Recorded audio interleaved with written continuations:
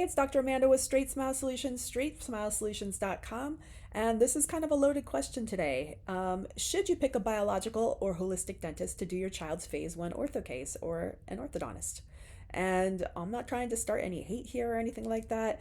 I'm just trying to clarify some of the terms that we're using. And I'm really now going to flip this back to what's the difference between a biological and a holistic dentist in terms of orthodontics. And should you be one? So let me tell you what my favorite ChatGPT says today. So basically, a biological dentist is a dentist who views oral health as interconnected with the overall body health. So as far as my understanding is, it's okay. You can say you're a biological dentist. I mean, it's like a term. It's like an SEO term. Toss it on there. Why not? Everyone can be a biological dentist if you believe in that. If you don't, then don't be one, because there's certain patients that are expecting certain things if you go to a doctor like that. So you're just not going to get the right kind of patients. So they're saying they take a holistic approach to care, but watch out with using the term holistic, because I'm going to go over the risk for that. Considering emotional, mental, and physical factors, using invasive techniques and biocompatible materials as needed. They take detailed health histories, lifestyle evaluations, and avoid using certain types of materials. Okay, so yeah, I mean, I would definitely consider myself a biological dentist. Why not? Absolutely. I do all of that. Focus on biocompatibility, whole body assessment, um, things like that.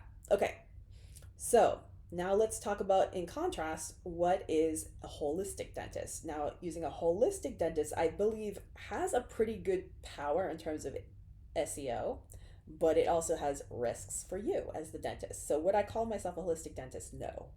Why? Increased malpractice risk. By putting that on your website, it can actually increase your malpractice risk. Standard of care, all licensed dentists owe a certain type of, you know, ability to adhere to scientific principles. If the holistic treatment isn't standard of care and causes injury and doesn't meet standard of care as expected to a licensed dentist in that state or country, it could lead to a malpractice lawsuit. So if you're doing things outside the scope or doing things different than a typical dentist would do, and that's getting into the whole Airway stuff and other stuff, it's risky, okay?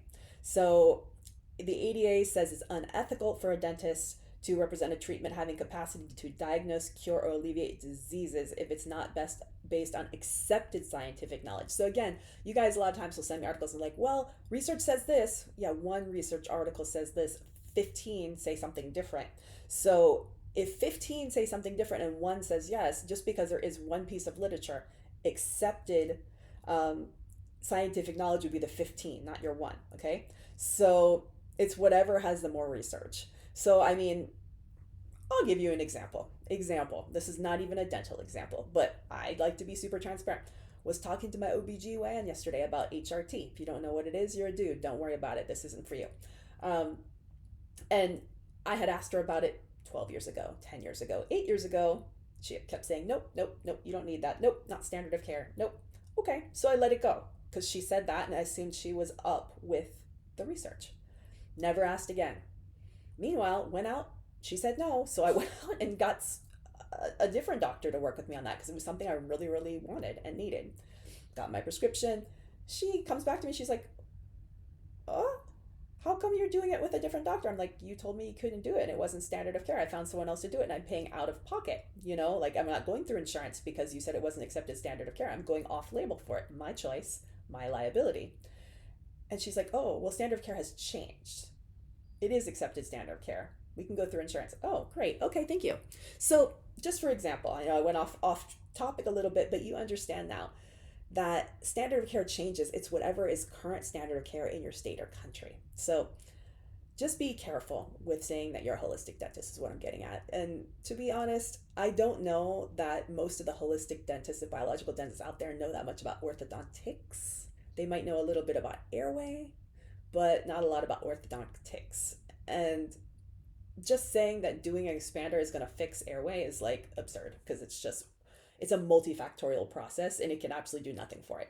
So, and it could make your face do all kind of weird things if you don't know what you're doing. So, all right, that's what I want to tell you. Take care.